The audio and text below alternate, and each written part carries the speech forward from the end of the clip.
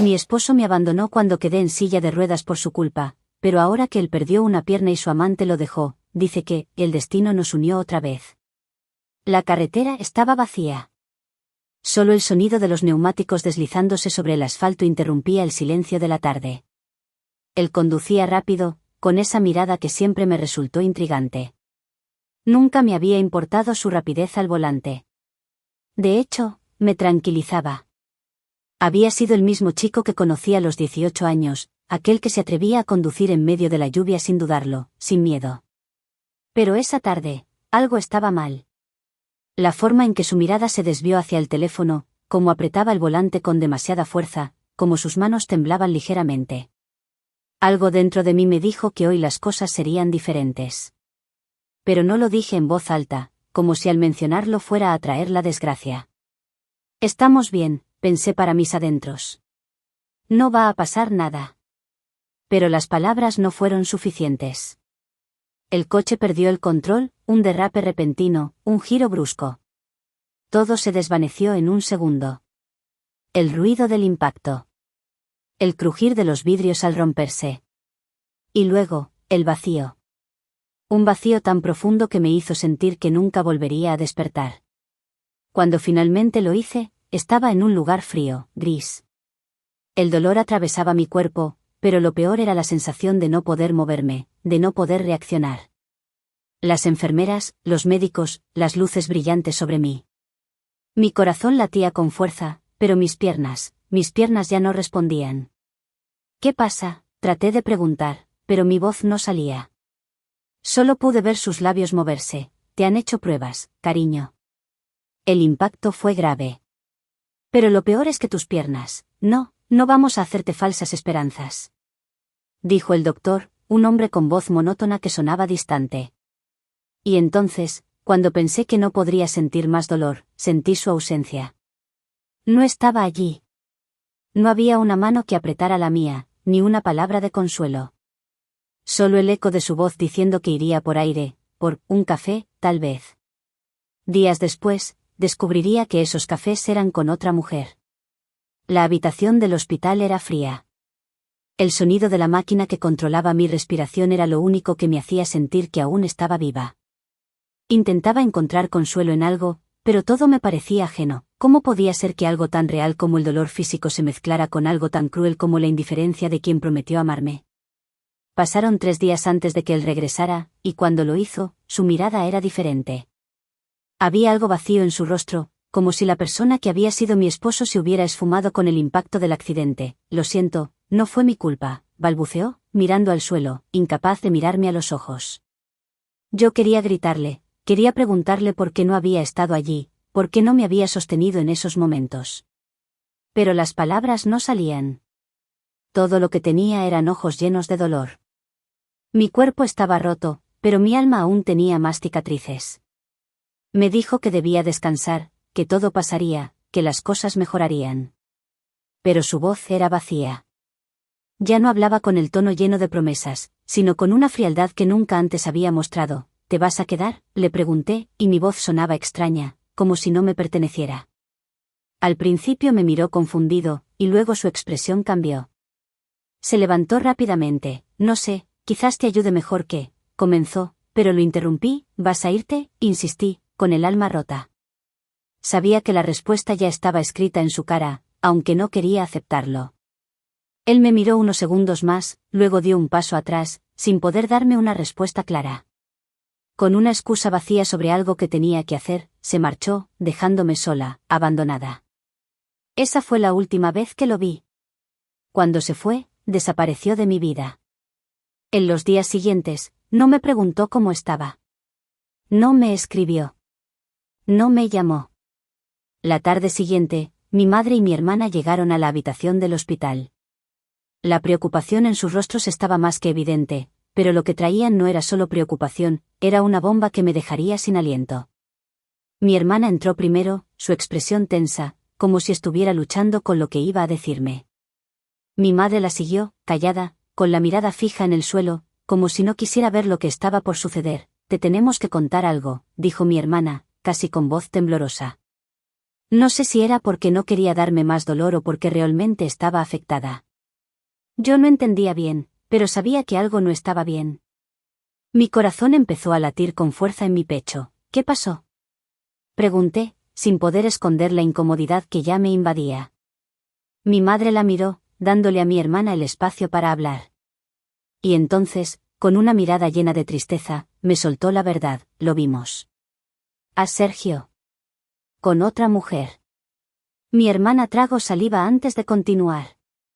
Estaban en el centro comercial, se estaban besando, Elena. Se tocaban, se reían, se miraban como si todo lo que había pasado nunca hubiera existido. Mis ojos se abrieron de par en par. No podía creer lo que acababa de escuchar. ¿Sergio, mi esposo, con otra mujer? Mi mente intentaba procesar la información, pero solo lograba enfocarse en ese maldito beso. El beso que me dolía como si hubiera sido dirigido a mí. Un golpe directo al corazón. Mi hermana intentó consolarme, pero no pude. No pude dejar de pensar en cómo, mientras yo luchaba por mi vida, él se entregaba a otra. Se reía con otra. Mi madre me abrazó, sin palabras, porque sabía que nada podía calmarme en ese momento. Lo siento, hija, dijo mi madre, pero sus palabras ya no tenían el mismo consuelo que antes. Nada podía quitarme el sabor amargo que me invadía. Mi hermana intentó cambiar el tema, pero todo lo que pude hacer fue quedarme en silencio, mirando la ventana, intentando asimilar lo que acababa de escuchar. Al día siguiente, en la misma habitación fría del hospital, me encontraba aún sumida en ese dolor desgarrador. El teléfono había sonado varias veces, pero no respondía a nadie, ni siquiera a mi madre ni a mi hermana. Mi mente era un torbellino, y el simple hecho de saber que Sergio se había marchado a otra mujer me estaba volviendo loca. Fue entonces cuando la puerta se abrió. No era la enfermera. Era él. Sergio. Mi esposo. De pie, con la misma expresión vacía que siempre llevaba cuando no sabía cómo manejar la situación. Pero esta vez, esa expresión me hizo hervir la sangre. No lo soportaba. ¿Qué haces aquí?, le pregunté con voz quebrada, pero decidida a no dejarme llevar por el dolor tan fácilmente. No estaba dispuesta a permitir que se acercara como si nada hubiera pasado. Él no dijo nada al principio, solo se quedó parado, mirándome. Y en ese instante, su presencia en la habitación me hizo sentir aún más impotente. Yo, la mujer que lo había amado, que lo había dado todo, ahora estaba rota, destrozada por su traición. Finalmente, después de lo que pareció una eternidad, habló: te vine a ver, Elena. Quiero saber cómo estás. Su tono era frío, calculado. No había ni un atisbo de arrepentimiento. Eso me hirió aún más. ¿Cómo podía estar tan tranquilo? ¿Cómo podía estar de pie ahí, ante mí, sin sentir un mínimo de culpa por lo que había hecho? ¿Cómo estoy?, repetí, casi entre risas amargas. Estoy aquí, en esta maldita cama, por tu culpa. Y ahora vienes con tu cara de, todo está bien, como si no hubieras roto todo, como si no hubieras hecho lo que hiciste. ¿Cómo crees que estoy? Mi voz se rompió, pero no me importó. Mi alma estaba herida de muerte y la ira se desbordaba por mis venas. Él dio un paso hacia mí, como si intentara acercarse, pero yo levanté la mano, pidiéndole que se detuviera. ¿Sabes qué, Sergio? Lo vi venir. Vi cómo tu indiferencia se convirtió en algo mucho más cruel. ¿Qué esperas de mí? ¿Que te agradezca por venir a verme ahora? Mi respiración estaba entrecortada, y las lágrimas comenzaban a salir sin que pudiera detenerlas. Me dejaste cuando más te necesitaba. Me abandonaste. ¿Y ahora, vienes a qué? ¿A decirme que lo sientes? Él me miró por un largo rato, y entonces, como si fuera una explosión que no podía contener, dijo las palabras que nunca imaginé escuchar de él: la verdad, Elena, es que no sé si puedo seguir con esto. No puedo estar casado con una mujer que ahora es una carga. Yo también tengo una vida, y no me siento bien estando contigo, viendo cómo todo ha cambiado. Esas palabras me golpearon como una ola brutal. ¿Carga? ¿Eso era lo que pensaba de mí? ¿Una carga? Mi mente se nubló, el dolor y la rabia invadieron cada parte de mi ser. ¿Una carga?, le susurré, la voz temblorosa de rabia. ¿Eso es todo lo que soy para ti ahora? Después de todo lo que pasamos, después de lo que hiciste, además por tu culpa estoy así, ¿me llamas carga? Él no respondió. No dijo una palabra más. Y entonces, la última pizca de esperanza que había tenido se desmoronó. Sentí como se rompía algo dentro de mí, algo que ni siquiera sabía que aún existía. No pude más. Ya no quería escuchar más. Ya no necesitaba entenderlo.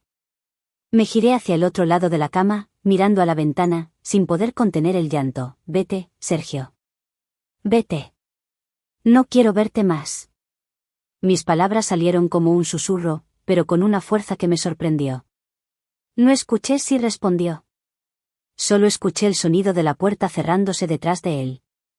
Lo que él no entendió es que ya no lo necesitaba. No lo necesitaba para sanar. Lo que él me había dejado no era solo un cuerpo roto, era un alma que, aunque desgarrada, podía reconstruirse. Podía reconstruirme sin él. Y ya no estaba dispuesta a ser la mujer que dependía de su amor. Ya no. Lo perdí. Y con ello, me encontré. Pasaron los días. Días que se alargaron como si el tiempo hubiera decidido ralentizarse, como si todo el universo estuviera en mi contra.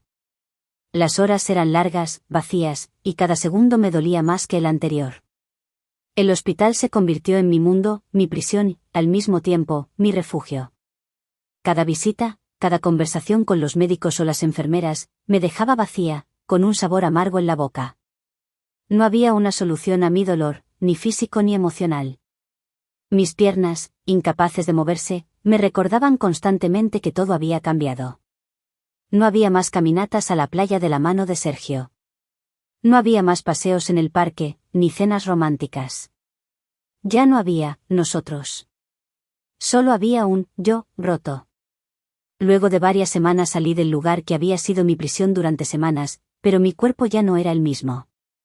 Mis piernas, que alguna vez fueron mi fuerza y mi movimiento, ahora eran solo un recordatorio cruel de la tragedia. Cada paso que daba, cada pequeño esfuerzo por levantarme de la cama, me lo recordaba. El mundo afuera, con su bullicio y su ritmo vertiginoso, parecía tan lejano, tan inaccesible. Salí del hospital, pero el dolor me seguía como una sombra que no podía deshacerme. Sergio nunca volvió a aparecer. Durante esos primeros días, mientras la angustia me aplastaba, me di cuenta de algo más, ya no lo esperaba. Ya no lo quería. El vacío que había dejado en mi vida se fue llenando de una indiferencia fría. Pero poco a poco, empecé a escuchar rumores, susurros que llegaban a través de amigos y conocidos. La gente, como siempre, hablaba. Me enteré de que Sergio había comenzado una nueva vida, una vida con la mujer que había estado con él cuando yo estaba en el hospital. Mi primera reacción fue un nudo en el estómago, un retorcijón en el pecho.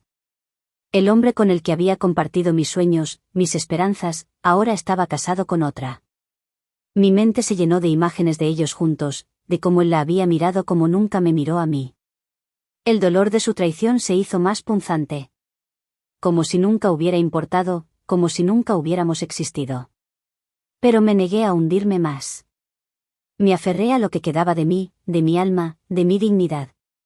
Él ya no era parte de mi vida, ni en pensamiento ni en cuerpo. Y aunque su nueva relación me desgarraba, no podía permitir que me destruyera. Ya no más. Después de 6 meses de silencio, cuando ya había logrado encontrar cierta paz en mi vida, esa llamada rompió todo. Era su voz, la misma que alguna vez había sido tan cercana, tan familiar. La misma que me había jurado amor eterno, que me había dejado sin una palabra cuando más lo necesitaba. Ahora, esa voz sonaba diferente, marcada por un tinte de desesperación, pero también por un toque de arrogancia que no me sorprendió, no por completo. Elena, tuve un accidente. Perdí la pierna derecha, dijo con un tono grave, como si el mundo se le hubiera caído encima, como si todo lo que había hecho por mí, todo lo que había sufrido, ahora estuviera justificado.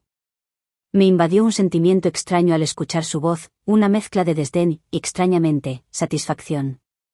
Después de todo lo que había pasado, no podía evitar sentir que la vida le había dado lo que merecía. Habló más, pero no podía escucharlo claramente. Mis pensamientos se desbordaban, la adrenalina de la ira me nublaba. Intentaba ordenar mis ideas, pero sus palabras se entrelazaban, borrosas en mi mente. De alguna manera, él lo tenía todo planeado. Seguía con su tono de justificación, como si los últimos meses de mi vida no hubieran existido. Como si mi dolor y mi sufrimiento no fueran suficientes.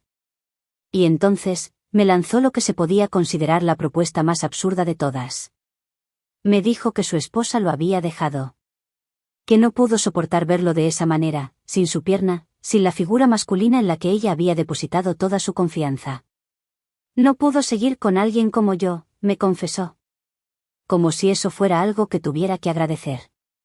Y entonces, en un giro esperable, propuso lo que había estado esperando, que volviéramos. El descarado me dijo, el destino nos unió de nuevo, Elena. Estábamos destinados a estar juntos. Ahora, estamos a pases. Todo lo que pasó, fue solo un mal paso. Podemos reconstruirlo. Puedes perdonarme. Ahora que sé lo que es perder, quiero regresar a ti. Su discurso no me conmovió en lo más mínimo. A lo largo de esos meses de soledad y reconstrucción, había aprendido a no necesitarlo.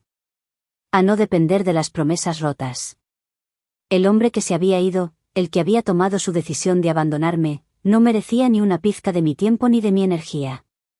Mi respuesta fue firme, aunque las palabras parecían escapar de mis labios con una frialdad que jamás había tenido antes. No quiero saber nada de ti, Sergio. Ya no. No tienes idea de lo que me hiciste. No tienes idea del dolor que me causaste, de lo que me obligaste a vivir. ¿Y ahora crees que porque te pasó lo mismo todo está arreglado? ¿Ahora crees que el destino puede hacernos volver a juntar como si nada hubiera pasado? No. Lo que sentí después no fue lo que pensaba. No era enojo, ni tristeza. Era alivio. Sí, alivio. Por fin, después de todo este tiempo, sentí que el karma le había llegado, como una ola imparable que lo había dejado tan quebrado como a mí. Había perdido su pierna, sí, pero lo más importante era que había perdido algo mucho más significativo, su poder sobre mí. La sensación de que, después de todo lo que había hecho, la vida le había devuelto lo que me había quitado, era una justicia que me reconfortaba. ¿Lo sientes?, pensé. ¿Lo sientes ahora, Sergio, ahora que ya no eres nada para mí?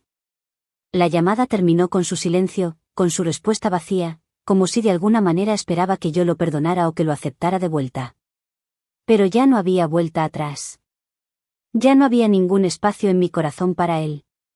Todo lo que había sido nuestro, lo que habíamos compartido, se disolvió en el aire, como si nunca hubiese existido.